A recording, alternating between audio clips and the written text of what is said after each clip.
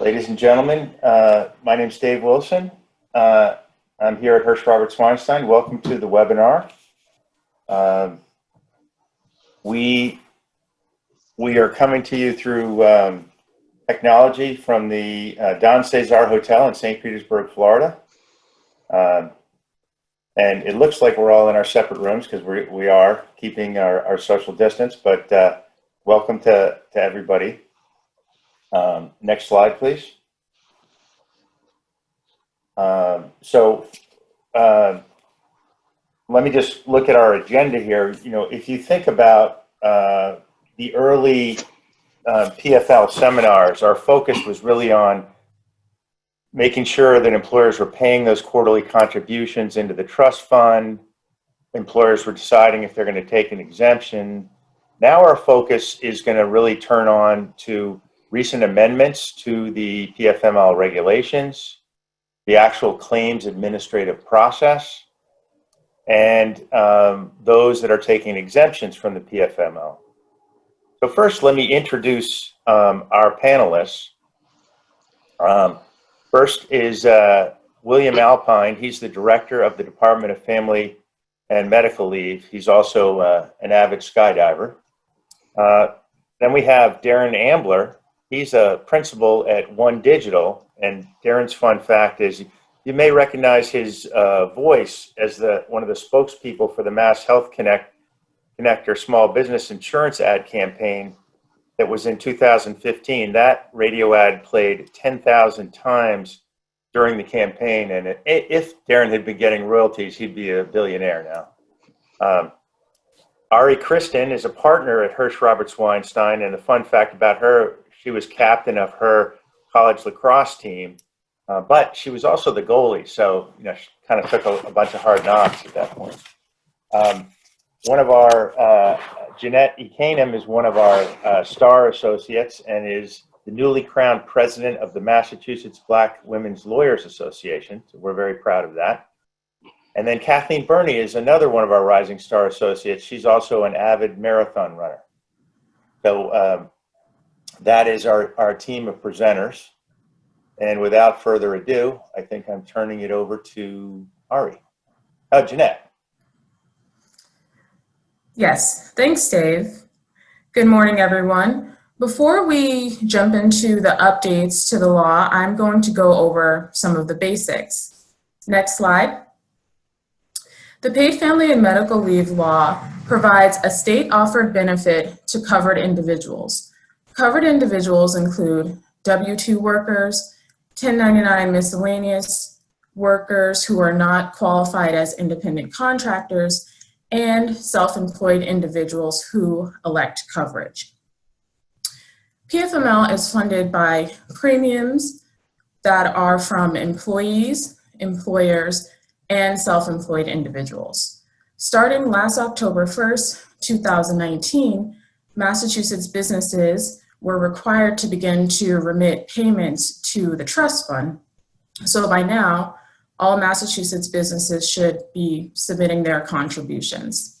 Next slide.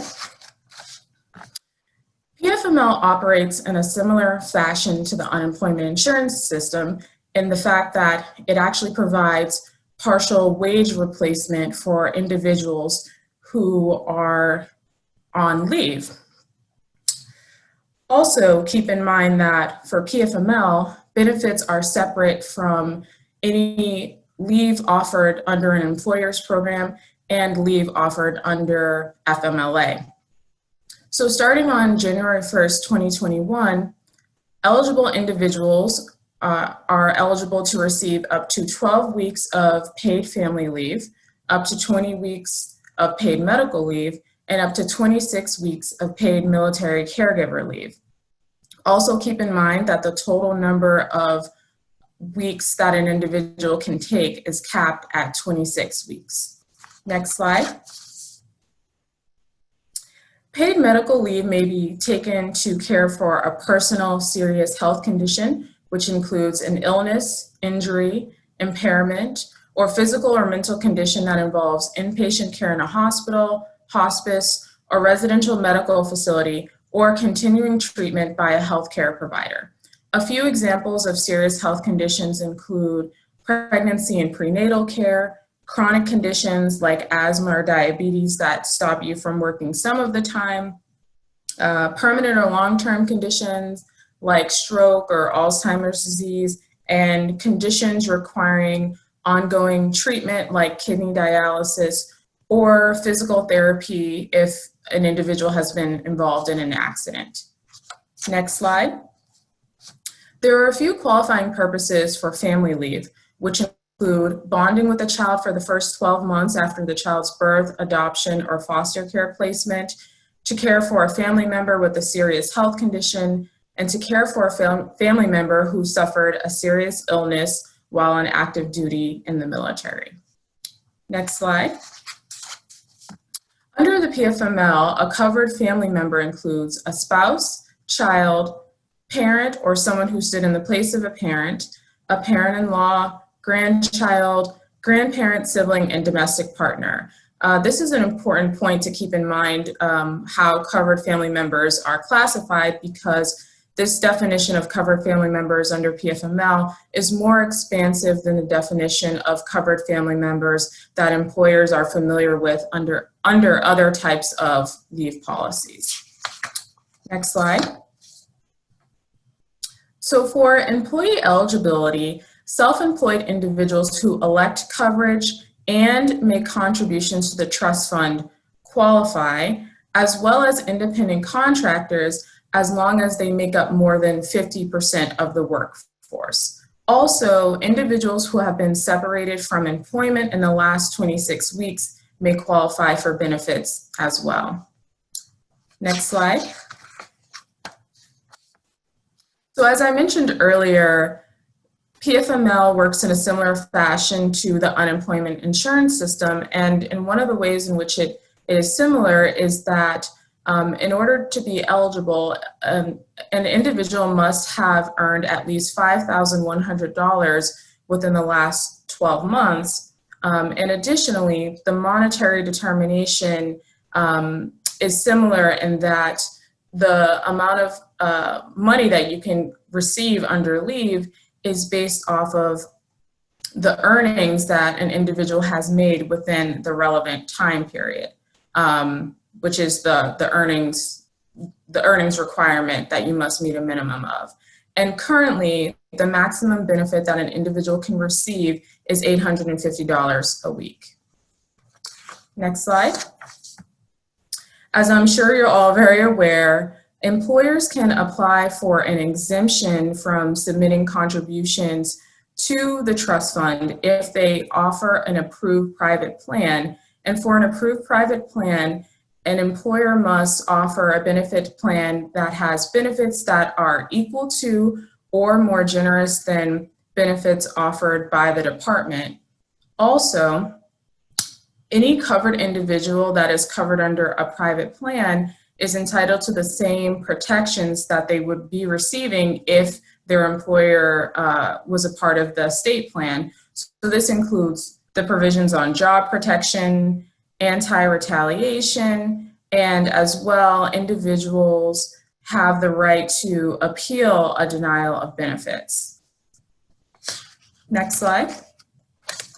Before we move on to the next section, I just want to remind folks of a few important upcoming dates. So on January 1st, 2021, benefits will be available for bonding with a new child, and we'll discuss that later, why that's very important, service member related events, and serious personal health conditions. And on July 1st, 2021, benefits will be available to care for a family member with a serious health condition. And that's all I have, and I will turn it off to Ari. Thank you so much, Jeanette. Before I jump in, I do want to encourage folks to continue to send us questions through the chat function.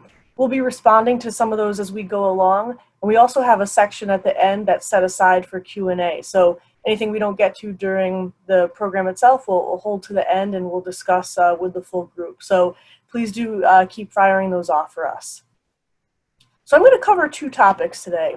First, key takeaways from the updated regulations, and second, a list of employer to-dos or next steps based on those updates to the regulations.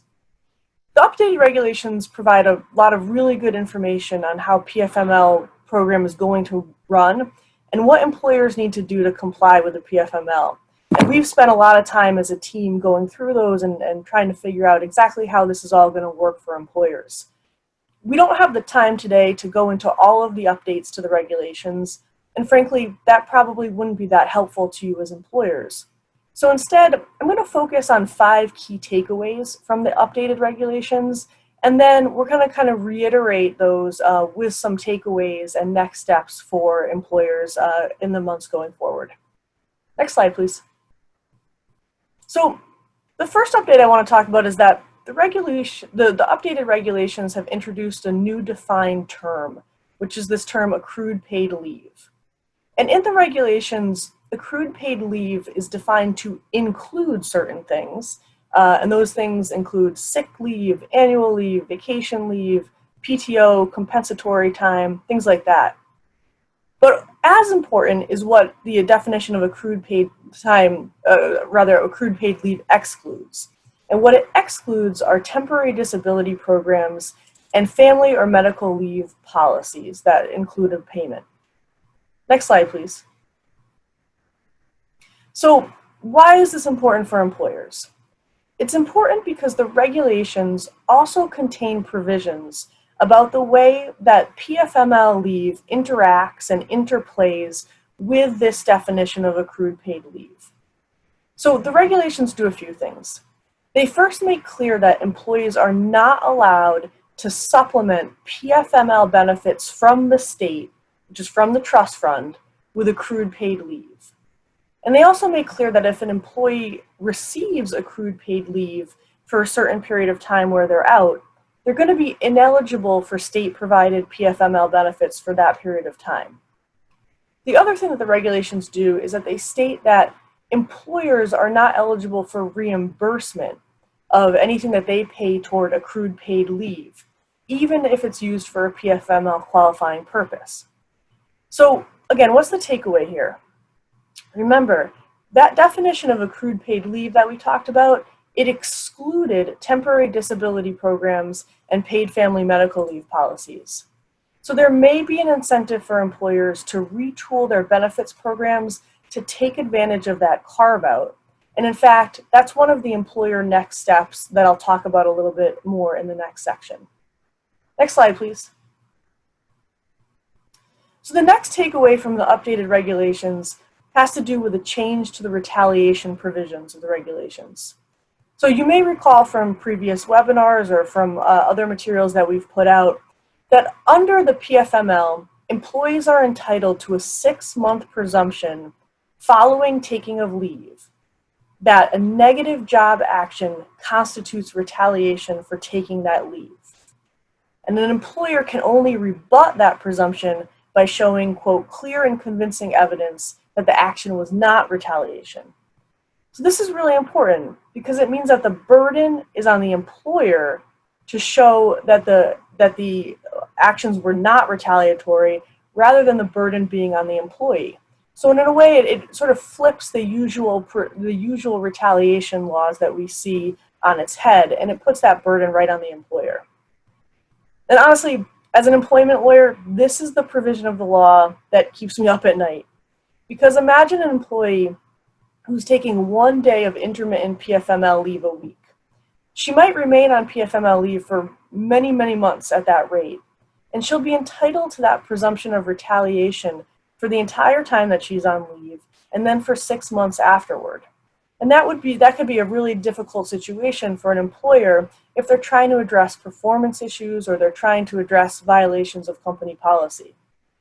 So one thing that I was very happy to see in the updated regulations was this important provision for employers that states that the application of a, quote, pre-existing employment rule or policy will be deemed to be that clear and convincing evidence that rebuts the presumption of retaliation. So in other words, if an employer can say that an employee was terminated because they violated an established workplace rule, that retaliation presumption doesn't come into play. And if an employer can't say that, we've got this retaliation presumption, and the defense of the claim will be significantly more difficult and likely more expensive as well. So to take advantage of this provision, employers should take some time before January 1st to review and revise existing workplace policies. You want to make sure that they're up to date and that they truly reflect the expectations for employees. There are lots of times when I'm asked to provide advice about a termination for a client, and the client can't really point to an express written policy that the employee has violated. Instead, they might say something to me like, well, everyone just understands that you can't do what that employee did. That likely is not going to cut it to rebut the presumption of retaliation under PFML. We're really going to need to be able to refer to some sort of established policy that people are aware of and that's enforced. So if you have an old handbook, sitting on a shelf or sitting on a server somewhere, this is a good time to take a look at it and make sure it really reflects how you want employees to act in the workplace. Next slide, please. So on this topic of policies, the regulations provide flexibility to employers in certain really important areas, but only if there's a uniformly applied pre-existing policy to that effect.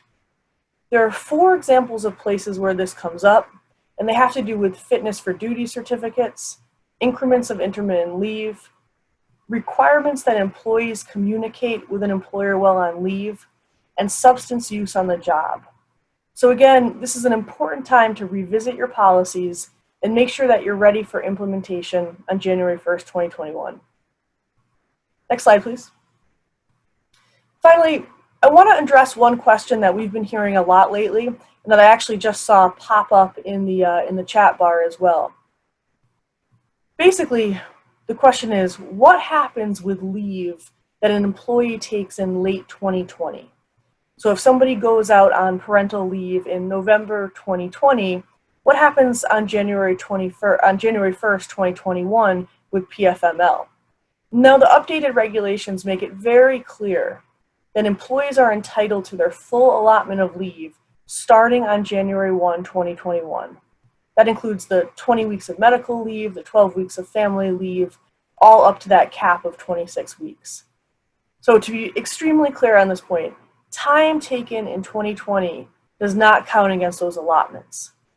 So an employee could take 2 months of FMLA for bonding with a child in late 2020, and then they're going to be entitled to a whole slate of PFML family leave on January 1st, 2021. And I think this is something that Director Alpine might talk about during his section, and the way that the Department of Family Medical Leave is preparing for those requests for bonding leave. Next slide, please. So as much as the updated regulations have told us about PFML implementation and the way that they've helped us figure out how this is going to work for employers, there are still gray areas, and everyone's kind of working to figure out how we're going to go forward. We may see further guidance from the Department of Family Medical Leave, especially on issues of plan administration and the appeals process, and we may also see sample policies and sample forms. To stay on top of these, I strongly encourage everybody here to consider signing up for emails from the department. That's something you can do on the department's website. They don't bombard you with a lot of emails. They really just send the necessary information that you'll really need to know about. So, sign up for those alerts, check out the department's websites, and we'll certainly continue to keep you informed as well. Next slide, please. So, what should employers do next? PFML is a big program that's going to require significant changes for employers. It's a lot, and it was kind of what we thought we were all going to be spending 2020 doing. And of course, 2020 ended up having different plans for us. But we still need to get ready, and we still need to get things in place for January 1st. So what we've done is we've put together suggested next steps for employers. Some of these are somewhat repetitive from what I've talked about before, but I'm going to go through them again because I do think they're very important steps that employers should consider taking.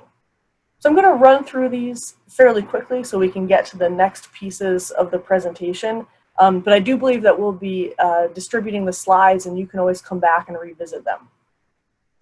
So the first to do is to review your existing leave-related benefits and assess whether you want to make changes to maximize, first of all, an employee's ability to receive and supplement their PFML benefits, and at the same time, your ability as an employer to receive reimbursement for paid leave benefits. This is what I talked about in the very beginning about this idea of accrued paid time and how it interacts with PFML. Next slide, please. The second thing to do is to implement or update workplace rules and policies so they better align with the PFML. Again, those 4 key areas are fitness for duty certificates, increments of intermittent leave, employee communication requirements, and substance use on the job. Next step, please. If you have a unionized workforce, you certainly want to begin or continue to propose and bargain over any needed changes to your existing collective bargaining agreements or your union-sponsored benefit programs that might come into play because of PFML. Next slide. You also want to establish procedures for coordinating the various types of time off which employees might be eligible for under federal and state law. So this can include things, this includes PFML certainly, it can also include FMLA, sick time, the Massachusetts parental leave law, any company policies that you have, and any employment contracts. And what we always want to look at when we're we want to make these plans talk to each other, these policies talk to each other, we want to avoid stacking. So we want to avoid a situation in which an employee might be able to take FMLA leave and then PFML, and then let's say the Massachusetts parental leave law leave. And sometimes that's going to be something that we can't avoid. And there's certainly circumstances where an employee might be able to stack that. But you want your policies to, as much as possible, make sure that everything is running concurrently and you avoid that situation where an employee might be stacking leaves. Next slide, please. Another thing you want to do is to train human resources personnel and your senior management team members on PFML implementation procedures. For some employers, this is going to be much different from your current procedures. Other employers, it might be sort of similar and you can add it as an adjunct. But in any event, everybody should be on board and everybody certainly should understand those anti-retaliation provisions that we talked about. Next slide, please. Another to-do is to begin working on a PFML policy, as well as internal procedures for handling employee leave requests and making sure that you can fill employees' roles if they go out on PFML leave. This is something that we're working on internally, and we hope to have available as a resource for clients very soon. So it's certainly something that you can follow up with an HRW attorney about if you have more questions. Last slide, please. And then finally, and I will try to say this as many times as I can over the next 3 months because I think it's so critical, is start working on implementing those clear and consistent workplace rules to help defend against retaliation claims. One thing that you might want to do is look back at all of the terminations you've had to do over the past 2 or 3 years, or all of the disciplinary situations you've had, and look through and see, was there a written, consistent rule that we had on the books that was violated in this situation? And if the answer is no, think about whether you want to get a policy or a rule in place so that you have something to point to. For example, if you had a lot of discipline because people were consistently showing up late, or people were consistently staying out too long on their lunch breaks, make sure that you've got that policy in place so that once we get past January 1st, we can point to, hey, this is in the handbook, it's an established policy, and it was violated, and so we've rebutted the presumption. It's going to make it much easier to defend those claims against retaliation and much less expensive for you as well. So thank you very much. I'm going to turn it over to Kathleen. Thank you, Ari. I'm pleased to have this time for a Q&A with Darren Ambler. And we are going to cover 2 topics. The first, for which we'll probably spend the most of our time, will be on the topic of short-term disability plans. then followed by some discussion with Darren on private plans. Beginning with the short-term disability plan, to set the backdrop here, as Ari discussed, we have this definition of accrued paid leave that means that if an employee were to take accrued paid leave, they would not, one, be eligible for PFML benefits, or two, be able to top off or supplement those benefits, nor would the employer, with the use of accrued paid leave by an employee, be eligible for reimbursement. So that brings us to the topic of short-term disability plans and how that, under the regulations, is not defined as accrued paid leave. It has its own definition that allows potentially some ways for employers and employees to reap benefits from the plans. So let me begin, Darren, by asking you, as a backdrop, the first question, would you share your thoughts with us on how you see the short-term disability coverage dovetailing with the PFML? Sure. Thank you, Kathleen. So in short, they'll work very well. They should dovetail and integrate extremely well in terms of being able to have an offset for each other. So group disability plans have worked with other state leave plans for a number of years, especially New York is a prime example as having their state DBL program, and group disability plans have worked with that for years. When the state was putting together the regulations, the statute allowed for the program to work with temporary disability programs, and short-term disability was determined to be a temporary disability plan. So in that sense, it allowed for a short-term disability plan to pay a benefit over and above that state plan benefit, as long as the two combined do not exceed 100% of their pre-leave earnings. So if, actually, I think I have a slide on this if you want to advance to that slide. It shows an example of what would happen when an employee does have a medical leave situation and they're eligible for both the state leave benefit as well as a short-term disability benefit. In this case, the example, the employee has weekly earnings of $2,000. In that example, the employee would be eligible for the state maximum benefit, which is currently $850, but that is subject to change. And then the short-term disability benefit that they're eligible for, traditionally that's 60%, maybe 66 2/3, that would be $1,200 in this case. So what happens is the two work together to keep that employee whole under the former policy, the short-term disability policy, because that's still in place. So the net benefit paid by the STD plan would be $350. The $350 plus the $850 equals that $1,200 a week benefit. So they will integrate. The total benefit received in this case is the 60%, so it's below the state's level of 100% in total. Formal employer leave programs can also work this way.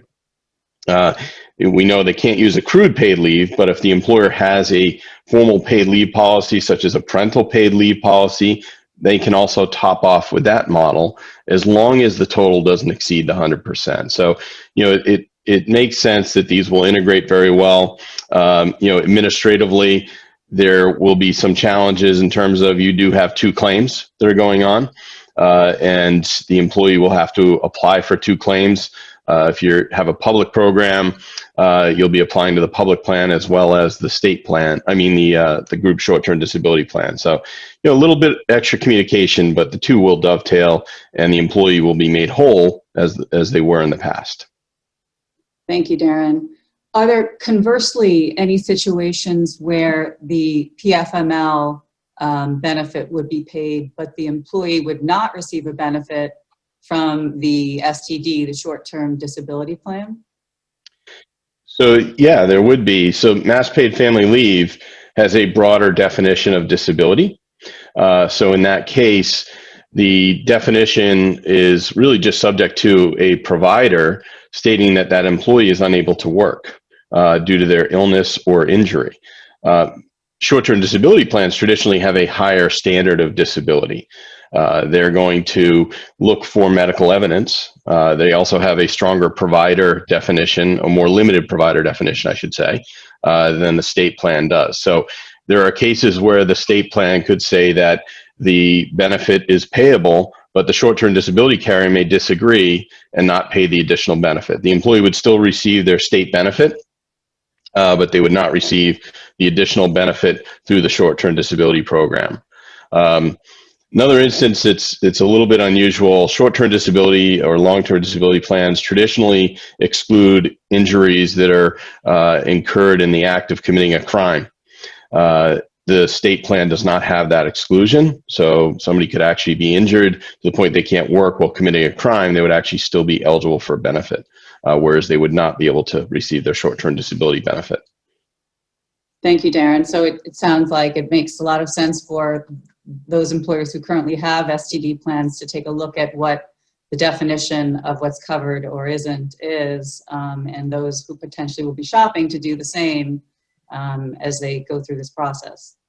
Yeah, basically the definitions are slightly different. I mean, there won't be a lot of issues when it comes to that. I don't see a lot of cases where the mass paid leave benefit would be approved, but the short-term disability would not.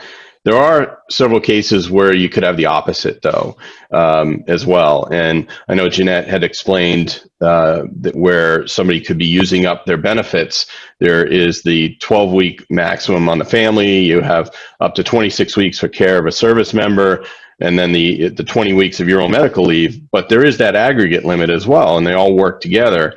And you could end up exhausting your leave benefits. You don't exhaust group disability benefits under short and long term when they're used together. I mean, there is a maximum per disability, but if you have long term, it's going to work together. So if you've already exhausted your state leave benefits because you have a recurring disability, or you have multiple disabilities in a year, or you've used it up for other reasons under the paid leave laws, you would still be eligible for a short-term disability benefit. So that's where it's really important to still have that short-term disability benefit behind the scenes to keep the employee whole in most situations, but in some, it may be their only disability benefit. I see. Darren, do you see employers changing their plan designs to better integrate with the Massachusetts PFML law?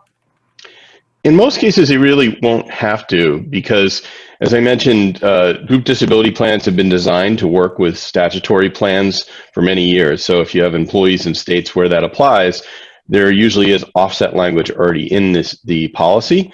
So some carriers may have to modify their policy just slightly for that, but in most cases, they don't need to. So what we're seeing is that some employers are actually changing their policy to kind of match up a little bit better. So we have the waiting period that's in the state leave policy that is a 7-day waiting period before benefits are paid. A lot of group short-term disability policies will have a longer waiting period. 14 days is very common. Could be longer, but 7 and 14 is very common. So some employers are actually looking at changing it back to 7 days to align with the state leave policy. And they're also taking advantage of a lower rate to do that. So what we're seeing is short-term disability rates are actually dropping quite a bit because a lot of the benefit is going to be paid through the state benefit that they're also paying for. So with the lower covered volume by the short-term disability policy, that rate drops significantly. In some cases, as much as 20 or 30% or even more. So they're taking advantage of that. They're also have a better awareness of what their policy covers because they're looking at it right now. Maybe they haven't touched their disability plans in several years and salaries have gone up and they're no longer covering enough. So some employers are actually increasing their disability benefits now simply because they're aware of it more. So we're seeing some of that activity. So no forced changes in a lot of cases, but many are just taking advantage of the timing. So you mentioned the two claims that potentially could be running in parallel to each other through both the STD plan as well as the state plan. And that brings me to think about some of the complexities involved in that process. And in your view, are employers looking for ways to ease those complexities when they manage the state leave benefits alongside their traditional group plans? Absolutely. This is not something that's going to end soon in terms of states adding leave benefits.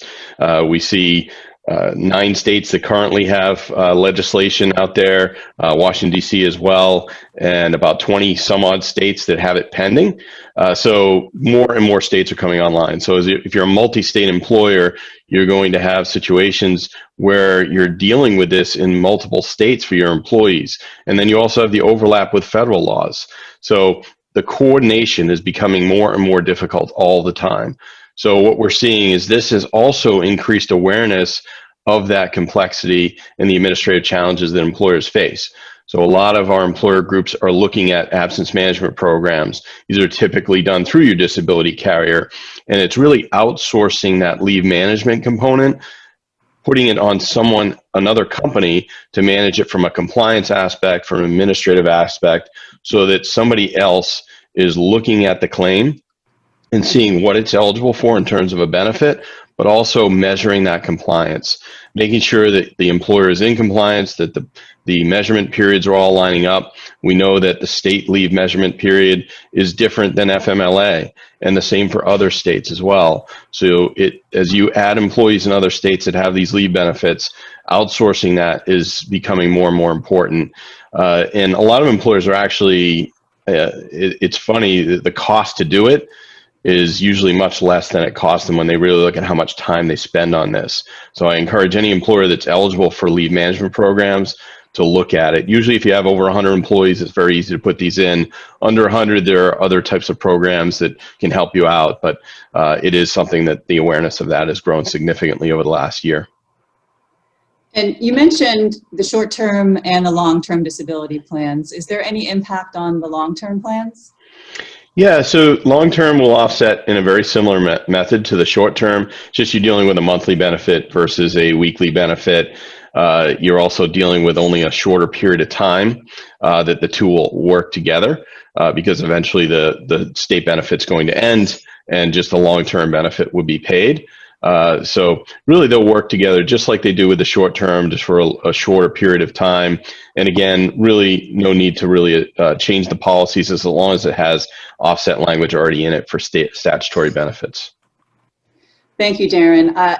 That's really helpful for purposes of employers thinking about their plans going forward and either purchasing short-term disability plans or, you know, auditing their current plans. I'd like to turn now for a couple of minutes on the private plan and start with the obvious question, which is, why would an employer consider a private plan if in fact the private plan has to, by statute, provide the same benefits as the PFML law requires otherwise? Yeah, so I did mention the leave management aspect. A lot of companies want to try and consolidate this as much as possible. So if their leave management program is in with the carrier, they can place the private plan, their group disability plans all under that same program, make it much easier for them to communicate it to employees. You don't even need the leave management though to make it easier to communicate with employees. If you have a private plan alongside your group disability programs, it's easier to communicate to the employees. They have one point of claim filing. They're dealing with one source for claim management. You also have potentially lower costs in the private option. The private option is a market system in terms of how the rates are set. So the carriers are able to underwrite the risk and apply potentially lower costs. Some are higher, but groups are still looking at it as a good option because it's still lower cost overall for them or easier to administer for them. So that's important. And then you also have the exemption from the pre-funding. There's 1 quarter left to do that. If you applied back in December for the initial exemption, you actually had 15 months of exemption from pre-funding to the state program. If you apply before the end of this month, you get 1 quarter left of that exemption. You can apply at any time though moving forward too. It just starts on a quarter. That's important to note. Okay, great. Something I think will be helpful for us is to understand the differences between of a private plan through a carrier as compared to an employer's wholly private plan that they themselves fund. Could you address that? Sure. So technically, the only difference should be who's paying the claim, right? Because the way the law is set up, private plans have to provide the same benefits that the state program provides, or they can be a little bit better in some ways. But typically, these plans are going to be the same, but the payer will differ. And because the payer is the employer, the state has concerns with that and the ability to make sure that that employer is able to pay, which is why it does require a bonding, it has a bonding requirement. So the employer has to have a bonding company that is there to pay the contributions if they are unable to pay the benefits for the employees. So it's a very important difference that's in there. To get your exemption for a private self-funded plan, you do need to have that bond in place. But that really should be the primary difference. Typically, you're using an insurance carrier to administer it or a qualified third party. So the administration itself for your employees and communication should be very similar to a group plan that's insured. And when it comes to the costs of a private plan, are you seeing that those are significantly lower? Yeah, I touched on that. Typically, we're seeing at least 30% drops in the short-term disability costs. It really depends on the earnings average for the company. If you have a lot of high earners in the company, that rate's going to drop less because the short-term disability policy is still insuring a lot of the income. Because in some cases, the state statutory benefit up to $850, or if it goes up to $900, is only covering a third or a quarter of earnings for a lot of people. So in that case, the rate's not going to drop that much. But if you have a lot of employees all over the wage scale with a lot of lower earners, that rate's going to drop as much as 60% in some cases from what we've seen. Also depends on what your benefit level is, a lot of different factors, but you know, really we're seeing significant drops and employers are able to take advantage of that right now. And in terms of the market right now for the private plans, is there a lot of competition for these plans? Or, you know, there are only a few insurers out there offering them? What does it look like right now, you know, a year into this process? Yeah, this was one of those situations where everybody was watching the other one in terms of what are they going to do? And a lot of the insurers were just kind of sitting on the sidelines and looking for someone to make a move. And as soon as that happened, that's when it really triggered all the insurers to jump in. So most of the group disability carriers that you currently work with likely have this as an option. All of the big names locally that companies use have a private plan for Massachusetts now. Many of them offer a self-funded administrative option as well. We also have a couple of companies such as Shelter Point or Arch that are offering standalone options. So if your disability carrier doesn't happen to offer the program, you can even get it on a standalone basis. So there are many options that have been approved by or in the approval process right now with the state of Massachusetts for those private plans. Thank you. And in terms of the mechanics for an employer who does set up a private plan, are they able to have a private plan for, you know, one component, for example, for the medical part of benefits, and then access the public state plan for the family leave benefit, or vice versa? Yeah, so you are able to actually have a private plan for one piece, the medical per se, whereas you might go to the public option for the other, the family, or vice versa. It's interesting when we first looked at this. The carriers are very accustomed to handling disability, but family leave is a little bit of a new animal for some of them. So we thought a lot of carriers might shy away from offering the private option for family leave, but would be very competitive on the medical.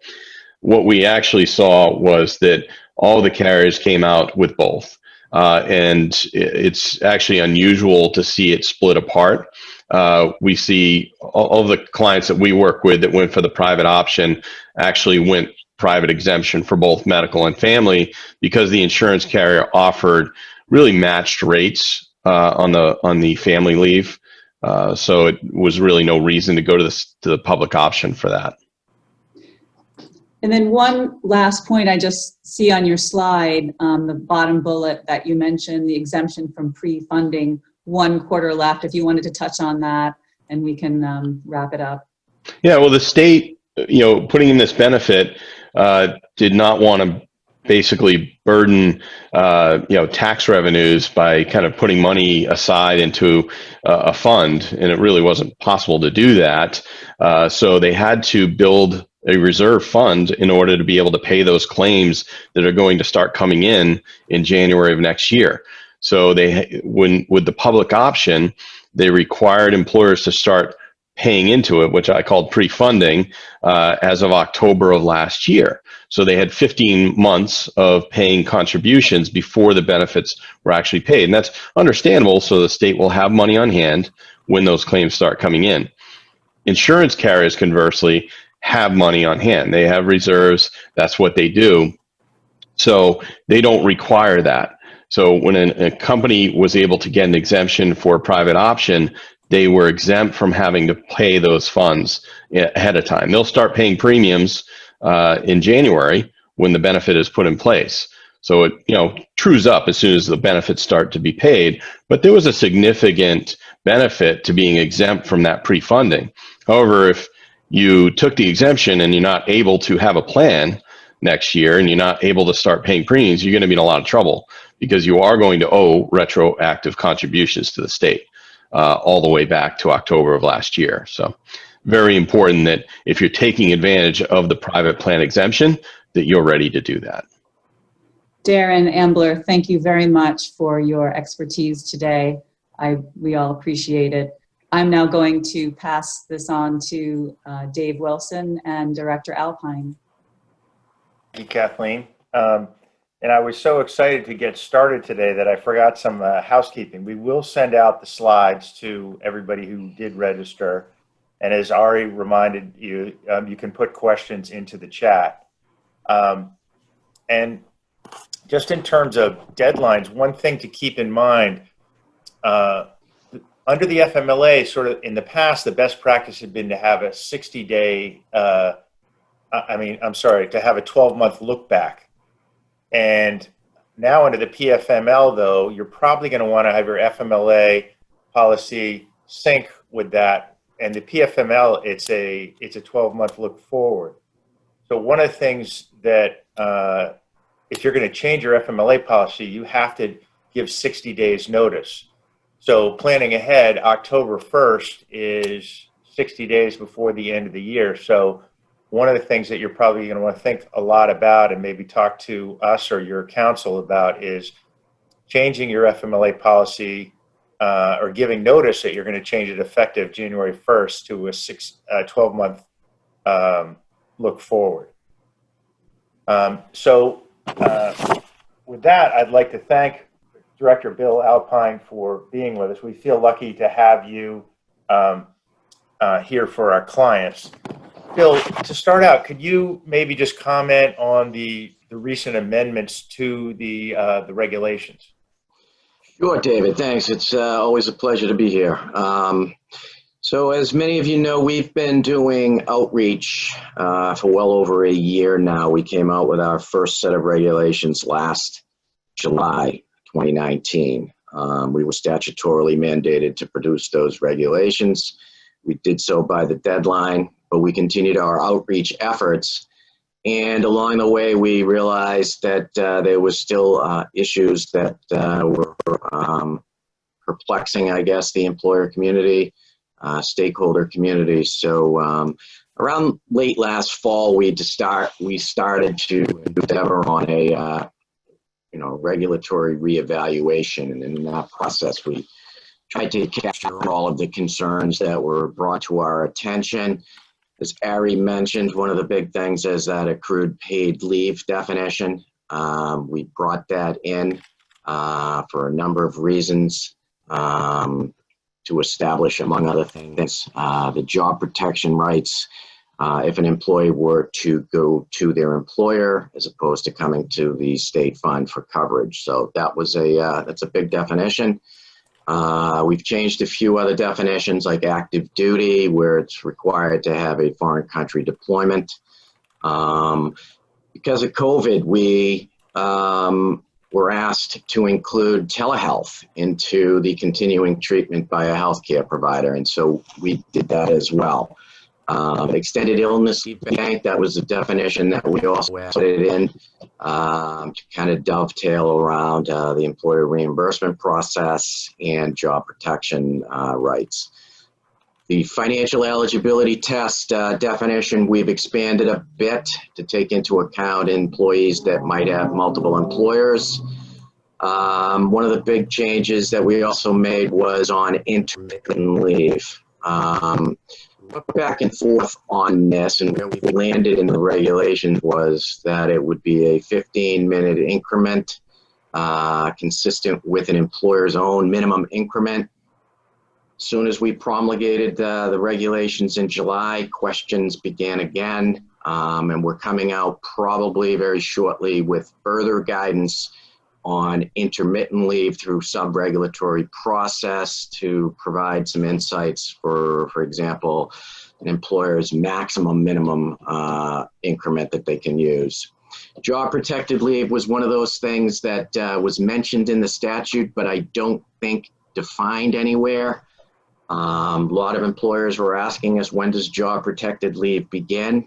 And we came out with this regulation and said that it begins for purposes of the 175M 9C test. It begins when the employee takes leave, commences taking leave.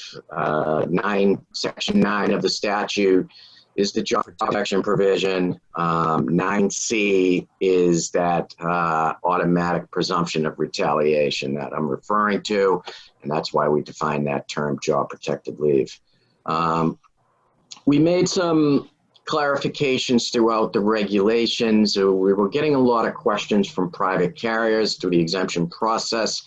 Do certain provisions apply to us if we want to be more generous? And so we've retitled a few sections of our regulations to at least try to make it clear that private carriers can administer their benefits as they desire, as long as it's not more stringent than what we're offering. We felt that was a clarification that that community wanted us to undertake. There was also a lot of questions on terminated employees. There's that 26-week provision in the statute that a terminated employee can apply for benefits for up to 26 weeks after separation. A lot of questions there. We tried to clarify that in the regulations, depending on whether the employee is employed or not employed, depending on the situation, depends where they go. So we've clarified that. We've also clarified what happens when an employer terminates a private plan and they've got existing coverage under that plan. What happens? How does it continue? We've brought in substance abuse or substance use disorder into one of the sections of our regulations. We brought in a recertification process for intermittent leave usage. And we've also clarified how benefits will be administered if an employee has multiple employers while they meet the financial eligibility test through, say, a combination of employers. Benefits will be determined on a case-by-case, or rather an employer-by-employer benefit standpoint. And so that was something that we brought in. We've also, as I mentioned earlier, the job protected leave is a big area, not only for when you apply for benefits through us, but also if you choose to use leave provided by your employer. What we're saying is, and what we've said in these regulations is that job protected leave begins on the date that you commence the taking of leave, regardless of whether it's with the department or through some other means. So what that means also is that the benefit year begins on the date in which you first take leave, whether it be with the department or through that plan. So A lot of questions on usage of time pre-January 1st, 2021. We're coming out and basically saying that if you've used time prior to January 1st, 2021, we will not count that against you. The clock resets. Any time that you use after January 1st, 2021, that is not leave provided by the department, it's leave provided through your employer, will run concurrently, and we will look back because the job protected leave and the benefit year began when you chose to take leave through your employer. So those are some of the major areas of change that we've provided in our most recent round of regulations. Thanks, Bill. You folks have really been busy, and we on the employer side appreciate how you've listened to the concerns we've raised and made amendments accordingly. I think folks would, now as we look ahead to the 2021, folks would like to hear a little bit about how you see the claims administrative process working.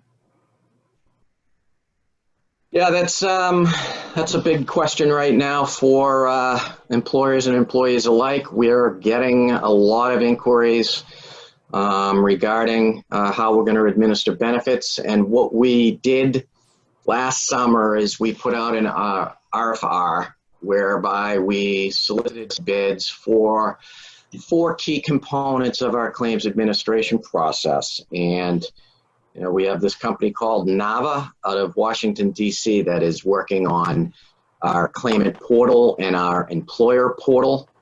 They're also working on our integration layers through the Department of the Registry of Motor Vehicles, Department of Public Health. We have to coordinate benefits with, among other things, unemployment and child support and workers' comp. So we need these API layers, and that NAVA is also working on that for us as well. We also have contracted with a company, Fineos, that's a software as a solution that will be handling the behind the scenes on the benefits administration. They will be adjudicating the claims. So between the portal, an employee logs in, they fill out the requisite information. We do a financial eligibility check with the Department of Revenue through our API level. All goes well. There's a preliminary determination that the employee is at least financially eligible. They continue with their application process. If they're not financially eligible, they will get a notification saying they're not eligible. But if they are, then they continue with the process. There's a number of questions in the portal that they need to answer: the types of leave, the anticipated start date, the duration. They have to provide, in most cases, the medical certification. And then after that application is considered complete at that level, we reach out to the employer. And the employer is asked to, 1, confirm that that is their employee.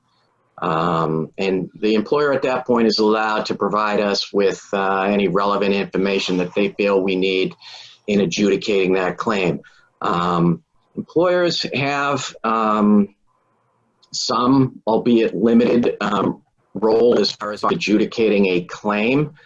Obviously, the main determination will be made at our level. If there's a healthcare provider that says that that individual is incapacitated and can't work through a medical condition, then that's going to fit the test as far as the eligibility for the medical certification. And some of the types of information that we would be looking to the employer for is whether or not there's been any prior use in the benefit year, and that we would count that against them. An employer may have some insight into a particular situation that they want to make us aware of. Like, for example, that's not a family member. Again, these are all cases that are on the edge that we would have to put into our program integrity unit and evaluate those on the fact specifics. But assuming all goes well, the employer has 10 business days to get back to us with the response. Assuming all goes well, everybody's on board. The determination will issue, and depending on whether or not the leave is imminent or whether it's something in the future will determine when we actually say when your job protected leave begins. And after that, we have a call center with a company called Savalinks, mostly a cloud-based phone system with a call service representatives.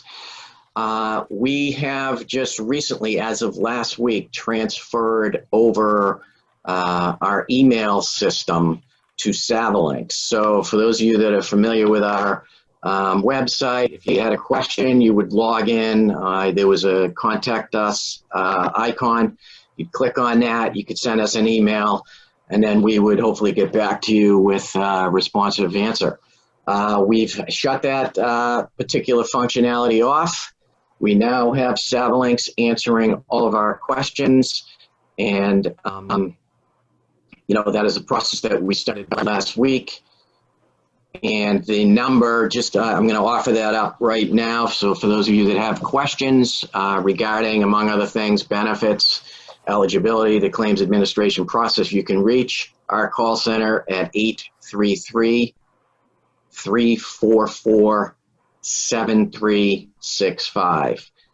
And questions pertaining to contribution exemptions, they are going to continue to be handled by the Department of Revenue. That number is 617-466-3950. I can repeat those numbers later if the question come up, and I can certainly convey it to David afterwards as well. So that's kind of a brief overview of the process that we're developing right now. Again, it is a work in progress. As with anything, you always wish you had more time, but we are progressing. There's a lot of things that we anticipate in the upcoming months before January 1st. One of those big milestones will be that we are going to be opening up what we're calling a soft launch period on December 1st, and that is for the purpose of allowing us to receive only bonding claims. So if you, for example, had a child or had an adoption or a foster placement in 2020, and you're still within that 12-month period, you can apply for benefits with us on December 1st for those bonding claims. We likely will not issue the determination until January 1st or closer to that date, but that kind of gives us the ability to learn our system, test our wares, and hopefully result in adjudicating the claim with respect to those bonding claims timely enough for the January 1st deadline. On January 1st, that's when we open up everything else as far as the medical leave and the military leaves. And then again, of course, in July, we will be opening up for the family leave claims. So that's what we hope to do. Again, December 1st is what we're calling our soft launch period.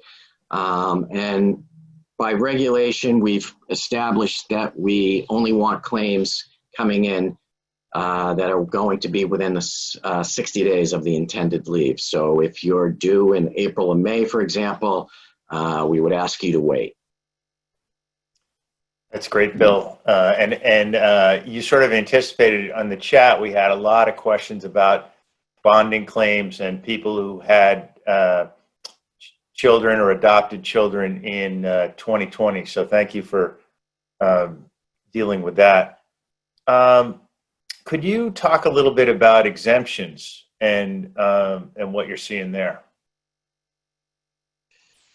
Yeah, so the exemption process, we started about a year ago, and we, in essence, established everybody's renewal cycle to be October 1st. We received about 3,400 applications for exemptions that we actually approved on the fully insured market beginning in October 1st of 2019. We've worked with the Division of Insurance on the fully insured process, where the Division of Insurance has assisted us with coming up with a template that carriers can use It's, one form. Carriers are free to put their own policy numbers on those, but those templates and those policies themselves have to be submitted to the Division of Insurance, and the Division of Insurance has to do an independent analysis of that. And then if all goes well, the carrier gets approved for that particular plan. And once that happens, the employer is able to file the renewal exemption. And we've extended the renewal exemption for fully insured until December 31st, because we realize that there's a lot going on with the Division of Insurance in that market, in that sector. But we will, we have extended that till December 31st. And again, there's 3,400 applications or at least employers that have been approved for an exemption. As Darren indicated, that if you decide that you want to come back to the state plan, you're going to owe us back contributions. Department of Revenue will immediately issue you a bill. There will also be interest placed on that bill and potentially penalties, although we have the ability to waive penalties from the department's standpoint. So that's the private insurance process. You're going to have to go through Mass Tax Connect like you did last year, where you're going to be required to answer the 20 questions, which at this point should be fairly seamless. But for purposes of establishing the fact that you have an approved plan from an approved carrier, you have to attach our insurance declaration document, which is signed off by the carrier as well as the employer. So that's the process. We've tried to shorten it up with the assistance of the Division of Insurance. We've got kind of a growing pain this year, and as we get into this more, we'll try to even make it even shorter. But for now, that is the process. If you're self-insured, similar process. However, we're going to cause all of the self-insureds to expire on September 30th. So self-insureds have to renew. They have to provide a bond, and they also similarly have to provide the self-insured insurance declaration. And that's the basic process that we have established. Darren's touched on a lot of the substantive issues, and we have a lot of work ahead of us, certainly. But with this, new process with the Division of Insurance, we hope it's pretty seamless. That's great. And Bill, I know you've been in touch with a lot of the other states that have implemented these plans.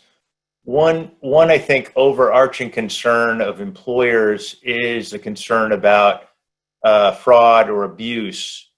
What can you just sort of talk a little bit about what you folks as a department are doing, sort of anticipate and head off that type of concern?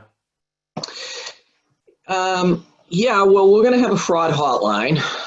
So if someone believes that a claim for whatever reason is not up to speed or satisfying our regulations or statute, they can give us a tip.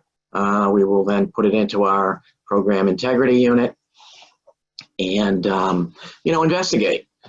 And again, everything is going to be case by case. But one of the other things that I think we have in our process, and I don't know that we're alone from other states, but that interaction with the employer, the back and forth, and the employer is going to have a portal. They're going to be able to provide us information. We hope and anticipate that is certainly going to add a lot to the validation of a claim. We're also working out authentication. When you apply for a claim, for example, for the individual employee, there's going to be some type of validation that we're going to do with, among other things, the Registry of Motor Vehicles or some other search function engine that verifies that you are who you say you are. So these are some of the things some of the tools that we're building in. Some of the legal subscribers that have these similar types of functionalities we're talking with. and we'll probably be long-term incorporating more of that into our process as well.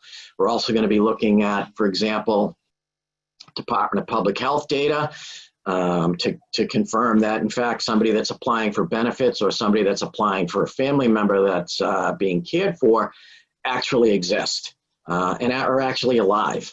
And so that's where that public health data will come into bearing. That's great. Bill, thanks for your time. So now I'm going to turn it over to Ari. She's been collecting questions from the 185 participants for you and Darren, and the two of you can either agree or disagree on answers or pass it off to one or the other. So thank you both very much. Ari? Great, thank you, Dave, and thanks to everybody who submitted questions. They were coming in very fast, so we tried to either answer them directly, and we also pulled out some that we thought were good for a general audience. So we'll pose these initially to Bill and to Darren, and also, HRW folks who are on the line, feel free to jump in as well. So let's start with one that came in, and Bill, I'd love to get your response to this, which is, are Massachusetts PFML benefits taxable? And if the answer has not yet been provided by the IRS, which I think may be true, when can we expect to get an answer on that? So we came out last summer with at least some preliminary thoughts on contributions and whether or not they're taxable. And we said we believe they're post-tax, but we're awaiting a determination from the IRS. However that determination lands will determine the taxability of the benefits. So we know that the IRS is working on this. However, we cannot forecast when a determination will be rendered. And I think from what I've heard, it's not necessarily going to be a specific opinion on Massachusetts. It's going to be on a number of other states that also have these programs that have also similarly sought a legal opinion or an opinion on the taxability of both the benefits and the contributions. So what we have done in the last 2 weeks is we have put out an RFR with to obtain the services of law firms to provide us with a legal opinion on about at least 12 questions that we've come up with through all these little facets and permutations on, what happens when an employer pays part of the contribution, what happens, is it imputed income to the employee, is it deductible by the employer? There's about a dozen questions that we've come up with. We put out an RFR. We hope to get some responses from law firms that are willing to provide us with a legal opinion, and we hope to be opening bids by the end of the month. Great, thank you. That's really helpful. There are a lot of questions on the chat about sort of coming on and off of the state plan. So going back and forth between a state plan and a private plan. And I'd love to have you sort of address that process in general. But to start out with a question, one specific question was, if an employer applies for an exemption now, so for essentially 2021, does the employer have to repay employees for the payroll tax that was deducted? I would say obtain a legal opinion on that. I hate to punt it, but part of me says that some of those contributions could be used to fund the private plan, but on the other hand, I don't think we really want to be making that call as the department. And depends on how the private plan is funded itself. Is it prospective? So that's something, unfortunately, that we would ask employers to go obtain an opinion on, and that's the best I can offer at this point. Yeah, thank you. And can you talk a little bit about, and Darren, if you want to jump in as well, certainly welcome you as well. what happens if an employer is on a private plan and a year down the road or 2 years down the road wants to come back onto the state plan? What are the consequences that the employer might face at that point, and how would that process work? So right now the regulations say that they would owe back contributions to 2019. I don't think, a year or two down the line that's how we're going to be treating this. If an employer has received an exemption in 2019 and then re-ups and goes all the way through 2021, we would probably just treat that as coverage under the state plan begins on the first day of the first quarter following the termination. But there is that provision in the regulation that does speak to going back to retroactive contributions to 2019. It's something I'm aware of, and it's something likely that we will come out with further guidance on in the upcoming months. Great. Darren, any thoughts on that, or does that sound right? Yeah, it's actually something Bill and I have discussed at another presentation. So exactly what he said. Not anything bad there. Great. Bill, I'll pose this to you, and I'll also invite any of the HRW folks on the line to jump in terms of advice that we've been thinking through for clients. But there have been a lot of questions in the chat, and we've seen a lot of them as well, about the question of employees who are located out of state but are working for Massachusetts employers. And this was certainly a complicated situation before, and it's all the more complicated now because we saw employees get dispersed with COVID, and they may be working remotely, and they may be working remotely for a long time. It could be anywhere in the country, frankly. So if you could talk us through a little bit of how employers should go about determining whether employees fall under the Massachusetts PFML, that would be great. And also, like I said, any of the HRW folks on the line, feel free to jump in after Bill. So I think what the question is that normally you have at least one example that I'm aware of. You have a Massachusetts resident that is working in, say, the state of Rhode Island. But now because of COVID, they are working remotely in Massachusetts. That's at least one example that I'm aware of. And I'm aware of that through discussions that I've had with the Department of Revenue. As far as remote workforce, there's, I think, state and federal law governing that. And I think DOR has actually come out with a policy, or will be coming out with a policy insofar as how it applies to wage reporting. Right now, we're sticking to our general rule, which is where's that employee subject to unemployment? And if that should change, that might change things for us as well. But we are aware of it. And again, the basic and only response I can provide at this point is you follow UI.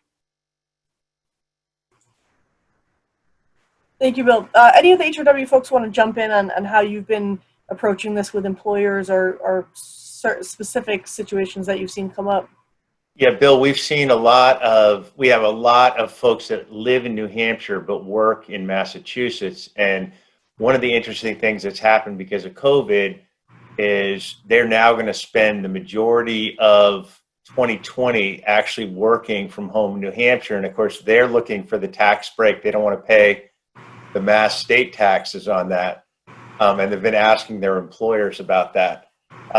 But in terms of the PFML, since they're still paying into Mass and paying into the UI, at that point, they'd still be covered. Do you agree with that? Yeah, and that's the quandary here, because, you might have been paying into the Massachusetts UI system for so many months, met the financial qualification, eligibility requirements, and all of a sudden that switches. Well, how long has the switch been? Are you still, and everything is going to be based on a financial, and I'm making certain assumptions here. that the UI will actually change, which I don't know. We've had some discussions with the unemployment division, but it's still an undecided area right now as far as UI. But yeah, conceivably, there could be an effect on an employee that was once eligible for PFML, but because of the switch, now they either are not or they are subject to a lesser benefit because of the quarters that they've contributed. And we're aware of it, but at this point, it's still being studied.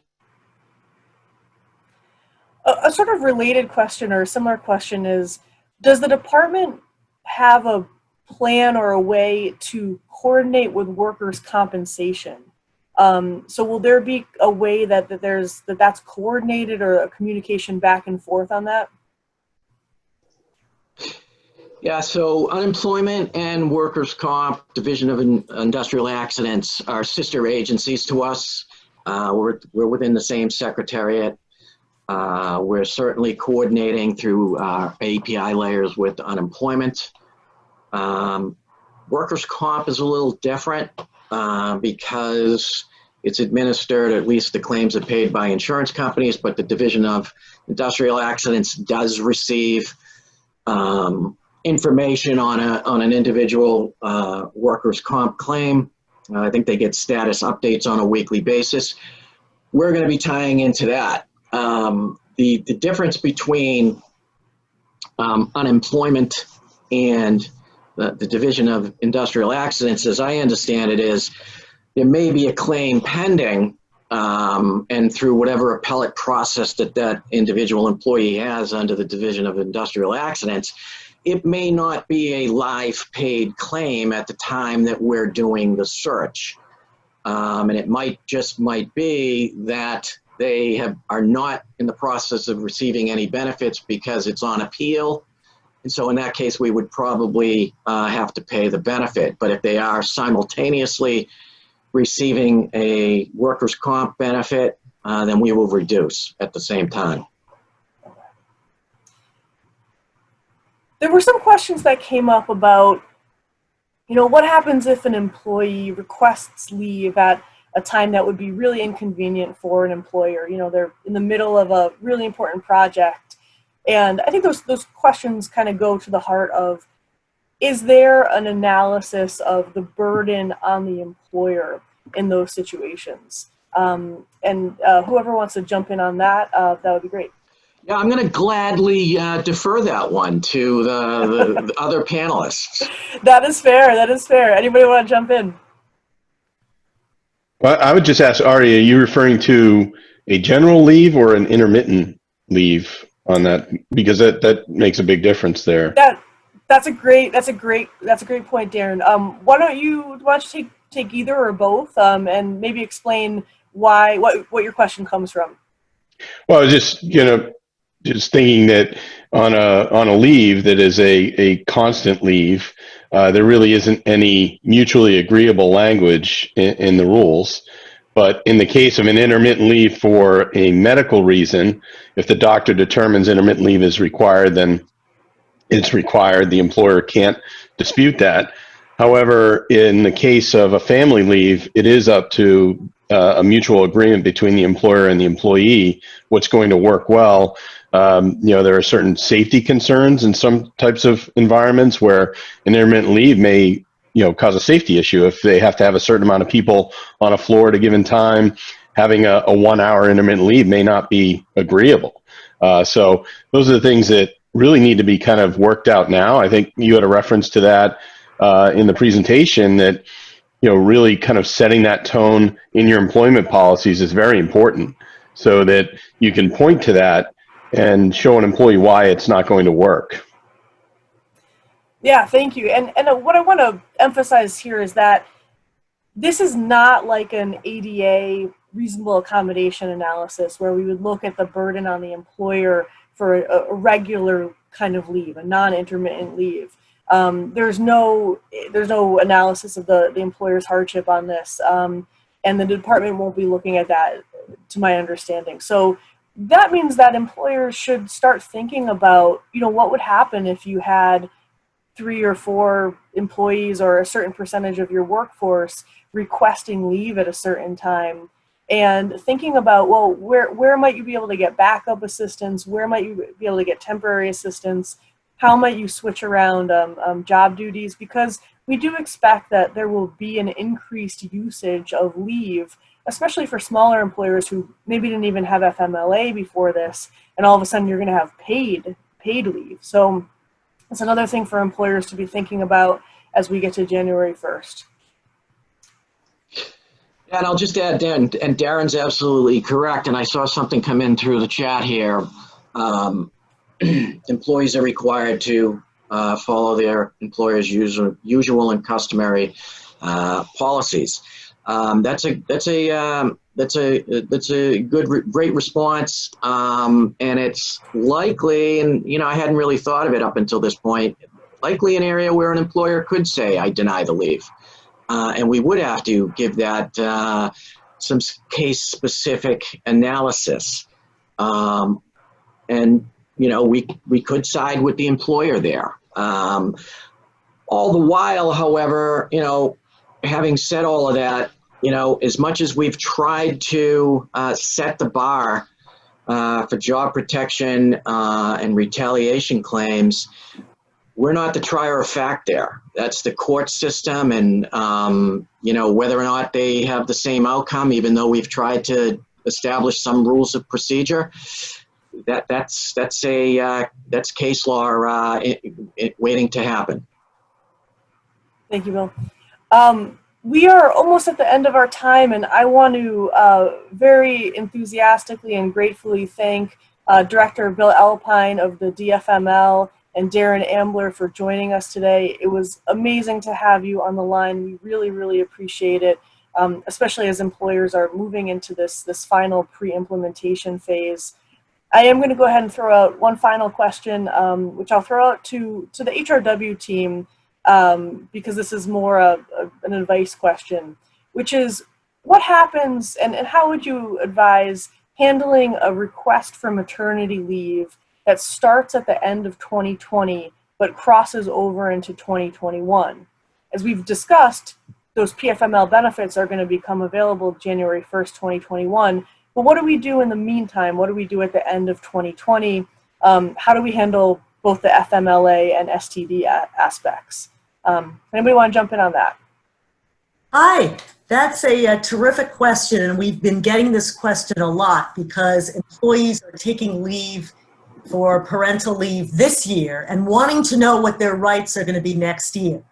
So we're not necessarily laying it out on a silver platter, but as of January 1, 2021, they will have the right to apply for PFMLL benefits. And we're telling the employer that at that point, as of January 1st, they may be eligible for 2 types of PFMLL leave.